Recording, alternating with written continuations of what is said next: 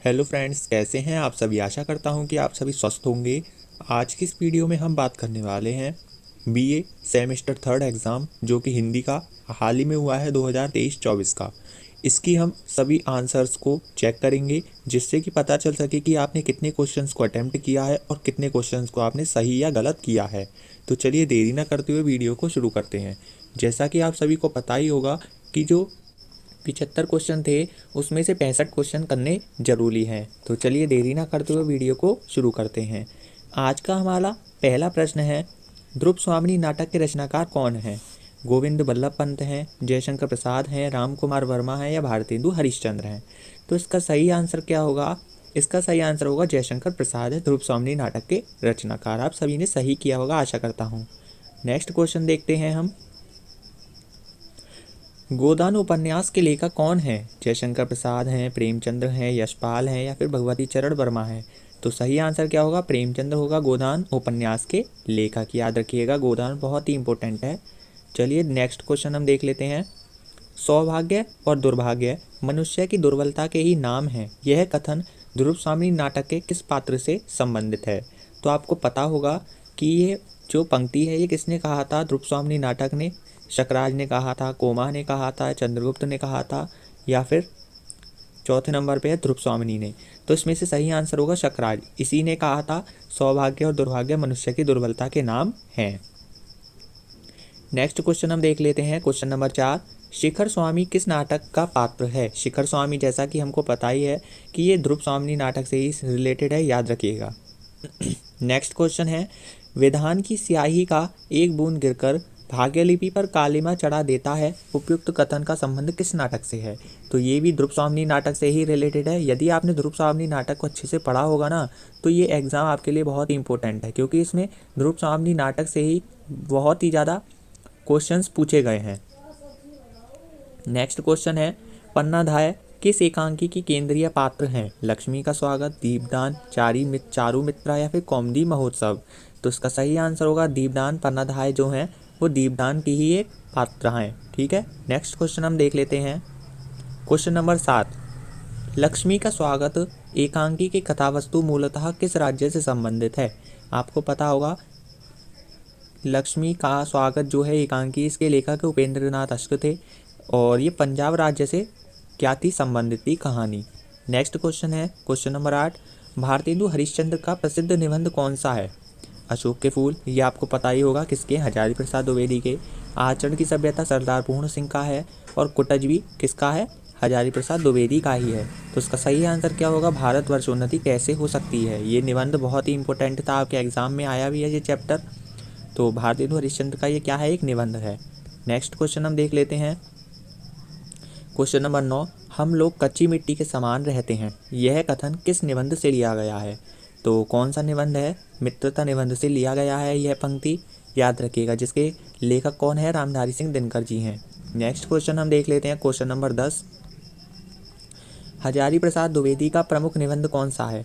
गुड़हल का फूल, अशोक का फूल, चंदन का फूल या गुलाब का फूल? तो सही आंसर अशोक का फूल हो जाएगा। नेक्स्ट क्वेश्चन हम देखते हैं, उत्तरा फाल्गुनी के आसपास निबंध के लेखक कौन है? रामचंद्र शुक्ल हैं, महावीर प्रसाद द्विवेदी जी हैं, प्रेमचंद्र जी हैं या फिर कुबेरनाथ राय हैं? तो सही answer option number D, Kubernath राय हैं उत्तरा फाल्गुनी के आसपास निबंध के लेखक। नेक्स्ट क्वेश्चन देख लेते हैं, नरों में जो नरोत्तम होना चाहता है उसे स्वभावतः नारायण विमुख होना ही पड़ता है। ये पंक्ति किस निबंध से संबंधित है? तो किस निबंध से संबंधित है, क्या आप बता सकते हैं? तो इसका सही आंसर मित्रता से ही है इसका सही आंसर। नेक्स्ट क्वेश्चन हम देख लेते हैं, गिल्लू महादेवी जी के द्वारा लिखित किस विधा की रचना है? गिल्लू जो आप सभी समझते ही होंगे किसका नाम था? ये गिलहरी का नाम था।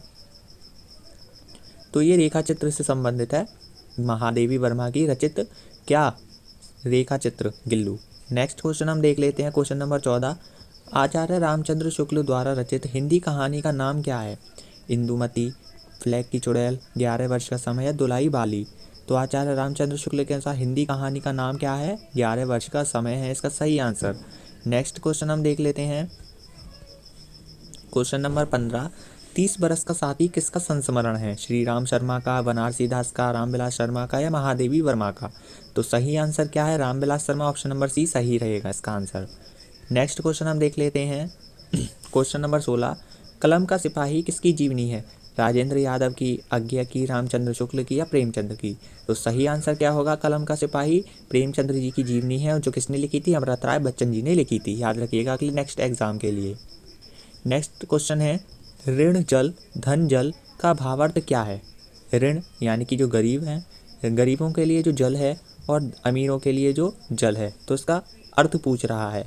तो धन और जल का योग ये भी सही है, और सूखा और बाढ़ ये भी सही है। तो इसका सही आंसर ये और भी दोनों ही रहेगा। ठीक है, नेक्स्ट क्वेश्चन हम देख लेते हैं। क्वेश्चन नंबर 18, भोला राम का जीव किस विधा की रचना है? हरिशंकर प्रसाई जी हैं इसके लेखक, डायरी विधा है, रिपोर्टाज है, व्यंग्य है या यात्रा वृत्तांत है?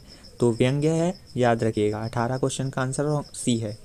नेक्स्ट क्वेश्चन है, राहुल सांकृत्यायन के बचपन का क्या नाम था? केदारनाथ पांडे, सूरजदेव पांडे, दिनकर पांडे या सुरेश पांडे? तो सही आंसर है केदारनाथ पांडे। नेक्स्ट क्वेश्चन हम देख लेते हैं, एक लेखक की डायरी किसकी रचना है? तो सही आंसर मुक्तिबोध की हो जाएगी। ये एक लेखक की डायरी किसकी रचना है? मुक्तिबोध की। ठीक है, नेक्स्ट क्वेश्चन है, साहित्य में नरक की सिर्फ कल्पना है। हमारे लिए बरसात के दिन किसी नारकीय जीवन से कम ना थे। उपयुक्त पंक्तियाँ किस रचना से अवतरित ली गई हैं? तो झूठन चैप्टर जो आपने ओम प्रकाश का पढ़ा होगा, इसी से ली गई है ये सारी पंक्तियाँ, याद रखिएगा। नेक्स्ट क्वेश्चन है क्वेश्चन नंबर 22, निम्नलिखित में से प्रसिद्ध व्यंग्यकार कौन है? महादेवी वर्मा, रामविलास शर्मा, हरिशंकर प्रसाई? तो हरिशंकर प्रसाई हैं इसका सही आंसर। ये व्यंग्यकार थे, जो इनका चैप्टर क्या था जो मैंने अभी आपको ऊपर बताया था। नेक्स्ट हम देख लेते हैं, अशोक के फूल किस विधा की रचना है? अशोक के फूल एक निबंध है, कहानी है, नाटक है या उपन्यास है? तो निबंध है, ये मैंने आपको ऊपर ये भी बता ही दिया है। तो याद रखिएगा अशोक के फूल किस विधा की रचना है? निबंध की है, जो किसकी है? आचार्य हजारी प्रसाद द्विवेदी जी की है। नेक्स्ट क्वेश्चन देख लेते हैं, निम्नलिखित में से कौन सा निबंध विद्यानिवास मिश्र का है? आचरण की सभ्यता, तुम चंदन हम पानी, शिक्षा का उद्देश्य या फिर मजदूरी और प्रेम? तो इसका सही आंसर क्या हो जाएगा? तुम चंदन हम पानी। ये आपके सिलेबस में भी है, विद्यानिवास मिश्र का ही है, तुम चंदन हम पानी। नेक्स्ट क्वेश्चन हम देख लेते हैं, क्वेश्चन नंबर 25, सच्चे मित्र में कौन सा गुण होना चाहिए? याद रखिएगा, खेलने कूदने वाला? नहीं, ऐसा तो कोई मित्र नहीं होता, गलत है। हंसमुख स्वभाव वाला? नहीं। बातचीत करने वाला? नहीं। सच्चा पथ प्रदर्शक होना चाहिए। क्या हो? कौन? सच्चे मित्र में गुण। ठीक है, याद क्वेश्चन है, आहा कितनी कठोरता है मनुष्य के हृदय में, देवता को हटाकर राक्षस कहाँ से घूम आता है? घूम नहीं, सॉरी, घुस आता है। किस पात्र का कथन है? चंद्रगुप्त का? नहीं। शिखर स्वामी का?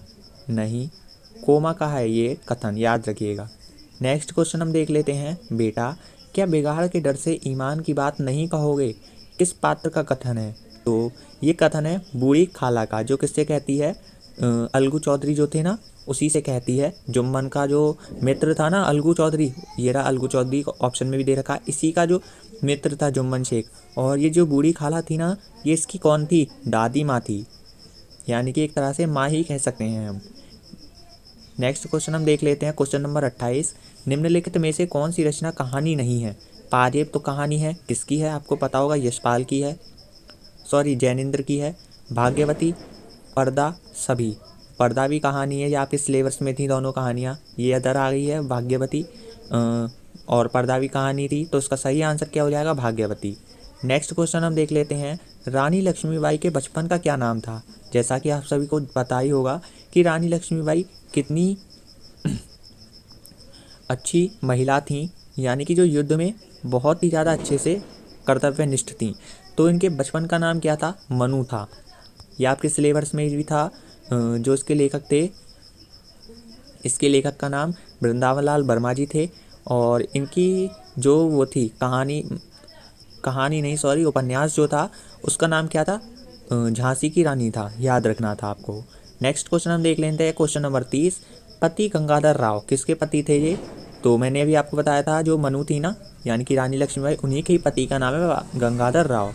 इनकी जब मृत्यु हो जाती है तो रानी लक्ष्मीबाई की उस समय कितनी आयु होती है? इसका आंसर मुझे आप कमेंट सेक्शन में बताइएगा, क्योंकि मुझे भी तो पता लगना चाहिए कि आप किस तरीके से मेहनत कर रहे हैं, कि आपको किसी क्वेश्चन का आंसर आ भी रहा है कि या फिर आप तुक्का ही लगा रहे हैं। इसीलिए आप इसका आंसर मुझे कमेंट सेक्शन में ज़रूर बताइएगा। नेक्स्ट क्वेश्चन हम देख लेते हैं, यदि आप नहीं बता पाते हैं इसका आंसर तो मुझसे कमेंट सेक्शन में पूछ सकते हैं इसका सही आंसर। नेक्स्ट क्वेश्चन हम देख लेते हैं, जो झूठन है, झूठन ओम प्रकाश वाल्मीकि की ही है। किस दलित साहित्यकार की आत्मकथा है? तुलसीदास, माता प्रसाद, तो ओम प्रकाश वाल्मीकि आ गया ऑप्शन में, तो इन्हीं की है जो झूठन कहानी। नेक्स्ट क्वेश्चन है, भारतवर्ष उन्नति कैसे हो सकती है, किस विधा के अंतर्गत आती है? उपन्यास, कहानी, नाटक या फिर निबंध? तो इसका सही आंसर क्या हो जाएगा? निबंध की है भारतवर्षोन्नति। किसकी है? भारतेंदु हरिश्चंद्र की है। नेक्स्ट क्वेश्चन कहते हैं, उसने कहा था कहानी के लेखक कौन है? तो चंद्रधर शर्मा ही है इसके आंसर, क्योंकि जयशंकर प्रसाद तो उसने कहा था कि है नहीं है, लाला भगवान दीन भी नहीं है और आचार्य रामचंद्र शुक्ल भी नहीं है, ये तीनों नहीं है, तो सही आंसर क्या हो जाएगा? चंद्रधर शर्मा गुलेरी। नेक्स्ट क्वेश्चन हम देख लेते हैं, क्वेश्चन नंबर 34, हिंदी में नाटक विधा की शुरुआत किस युग से मानी जाती है? तो आपने देखा होगा भारतेंदु हरिश्चंद्र युग, जिसमें चंद्रावली, रत्नावली ये सभी नाटक थे भारतेंदु हरिश्चंद्र के, तो उसी के हिसाब से हम पता लगा सकते हैं जो भारतेंदु युग है ना, यहीं से स्टार्टिंग हो जाती है किस चीज़ की? नाटकों की। ठीक है, याद रखिएगा। नेक्स्ट क्वेश्चन हम देख लेते हैं, ओम प्रकाश वाल्मीकि की आत्मकथा झूठन कब प्रकाशित हुई थी? तो जो ओम प्रकाश वाल्मीकि जी थे ना, ये आपका लास्ट चैप्टर था आपके आपके सिलेबस का। तो इसका सही आंसर 1997 में झूठन जो थी ना, कभी जो इनकी वो थी आत्मकथा, वो प्रकाशित हुई थी, याद रखना है आपको। नेक्स्ट है, भूख के सामने विरोध दम तोड़ देता है, यह कथन किस कृति से उद्धृत है? झूठन से, मेरी तिब्बत यात्रा से, सिंहावलोकन से, या किसी में से नहीं?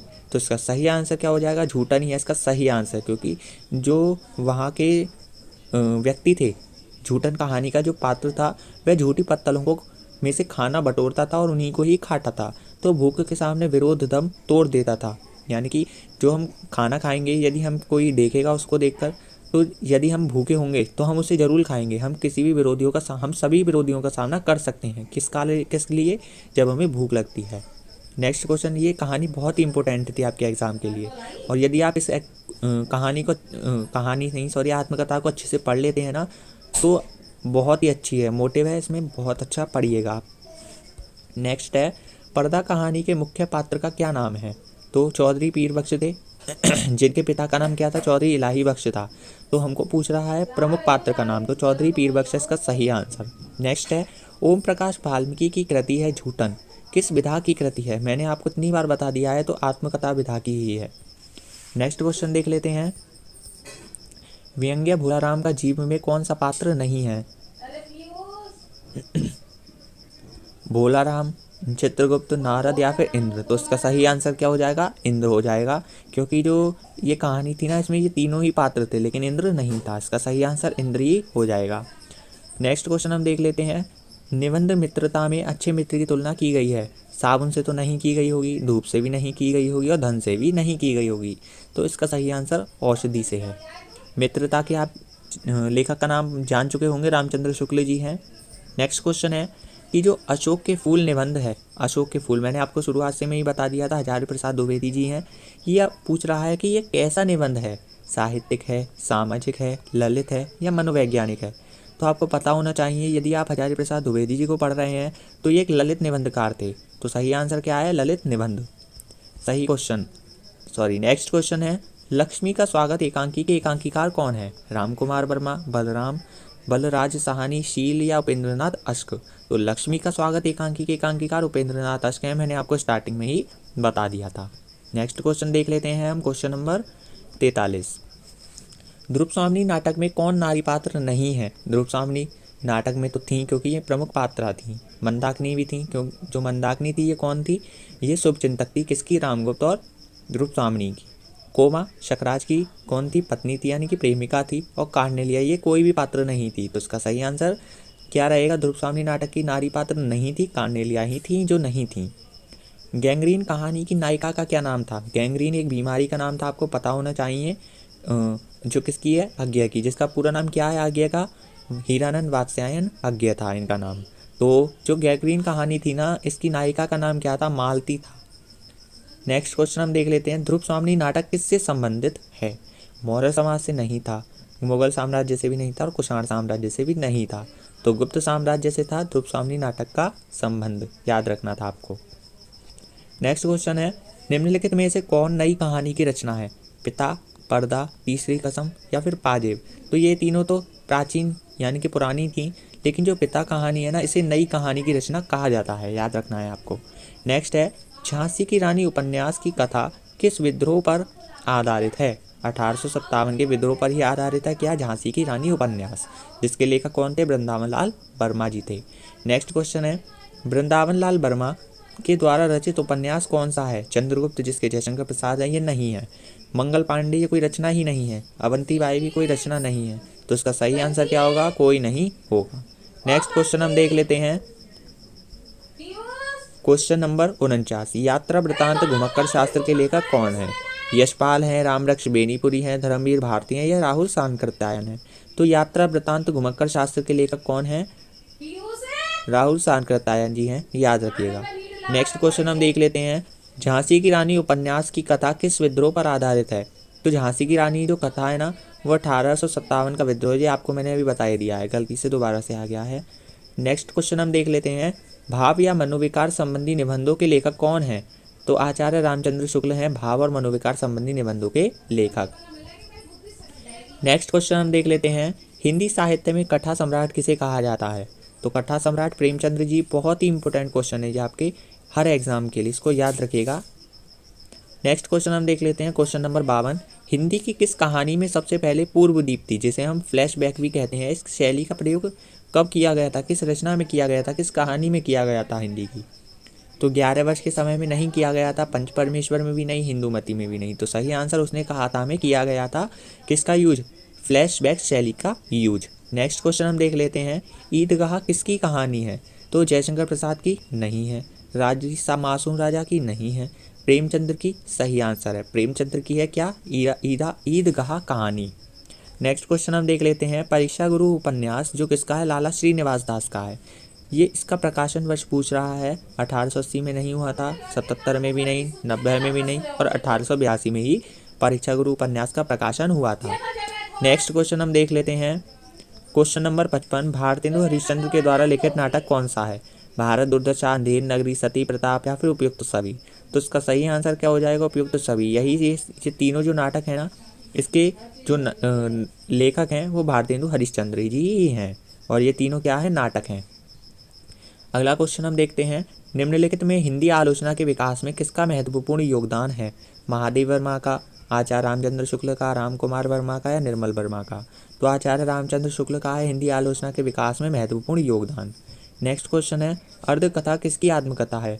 तो बनारसीदास जैन और बनारसीदास चतुर्वेदी। आपको जरूर इन दोनों में कन्फ्यूजन रहा होगा, तो इसका सही आंसर बनारसीदास जैन है। अर्धकथा आत्मकथा है, जिसके लेखक कौन थे? बनारसीदास जैन थे। नेक्स्ट क्वेश्चन हम देख लेते हैं, रिपोर्ट के कलात्मक और साहित्यिक रूप को ही रिपोर्ताज कहते हैं। रिपोर्ताज की यह परिभाषा किससे संबंधित है? तो हिंदी साहित्य कोश से संबंधित है रिपोर्ट के परिभाषा। नेक्स्ट क्वेश्चन हम देख लेते हैं, किस विधा में लेखक के द्वारा प्रतिदिन का विवरण प्रस्तुत किया जाता है? रिपोर्ताज में नहीं किया जाता, संस्मरण में भी नहीं, और रेखा चित्र में भी नहीं, डायरी में किया जाता है प्रतिदिन का विवरण। नेक्स्ट क्वेश्चन है, पंच परमेश्वर कहानी के रचयिता कौन है? तो पंच परमेश्वर प्रेमचंद्र की कहानी है, मैंने आपको बता ही दिया था स्टार्टिंग में ही। नेक्स्ट क्वेश्चन है हमारा क्वेश्चन नंबर 61, जब कोई व्यक्ति अपना जीवन व्रत स्वयं लिखता है तो उस विधा को हम क्या कहते हैं? आत्मकथा, जीवनी, संस्मरण। तो इसको क्या कहते हैं? हम आत्मकथा कहते हैं। नेक्स्ट हम क्वेश्चन देखते हैं, भारतेंदु युग के प्रमुख निबंधकार कौन है? तो भारतेंदु युग के प्रमुख निबंधकार कौन है? ए और बी, यानी कि बालकृष्ण भट्ट भी हैं और प्रताप नारायण मिश्र भी हैं। नेक्स्ट क्वेश्चन की बात करते हैं, झांसी की रानी उपन्यास किसने लिखा? ये मैंने आपको इतनी बार बता दिया है ऊपर से, तो इसका आंसर तो अब तक आपको याद ना होते हुए भी याद हो जाएगा। तो कौन है? वृंदावन लाल वर्मा जी हैं इसका सही आंसर। नेक्स्ट क्वेश्चन है, मैं केश मुंडन, केश का मतलब क्या होता है? बाल, बालों का मुंडन तभी कराऊंगी जब हिंदुस्तान को स्वराज्य यानी कि आज़ादी मिल जाएगी। यह कथन किसका है? झलकारी बाई, अजीजन बेगम, दुर्गावती या लक्ष्मीबाई? तो सही आंसर क्या है? लक्ष्मीबाई है इसका सही आंसर। नेक्स्ट क्वेश्चन हम देख लेते हैं, एक अंकी में कितने अंक होते हैं?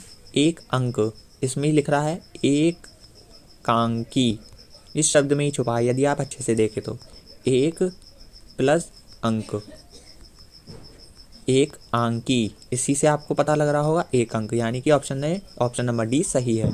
नेक्स्ट क्वेश्चन देखते हैं, झांसी की रानी किस प्रकृति का उपन्यास है? ऐतिहासिक है, यानी कि 1857 की जो क्रांति हुई थी ना, उसी से रिलेटेड है, तो याद रखना है ऐतिहासिक।